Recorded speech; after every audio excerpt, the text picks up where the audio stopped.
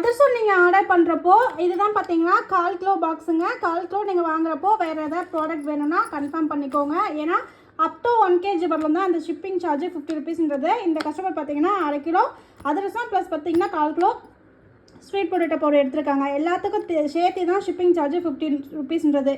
நீங்கள் 100 கிராம் எடுத்தாலும் அதே 50 ருபீஸ் தான் ஷிப்பிங் சார்ஜ் வருங்க. 1 கிலோ எடுத்தாலும் அதே 50 ரூபா தான் ஷிப்பிங் சார்ஜ் வரும்.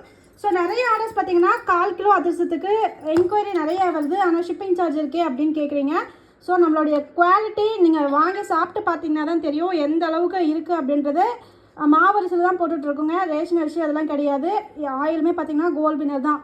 டேஸ்ட் வைஸ் வந்து ரொம்ப சூப்பராக இருக்கும், ரொம்ப சூப்பர் சாஃப்டாக இருக்கும்.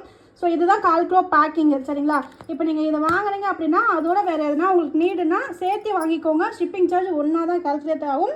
ஒவ்வொரு பொருளுக்கும் தனித்தனி ஷிப்பிங் சார்ஜ் அப்படின்றதுலாம் கிடையாது.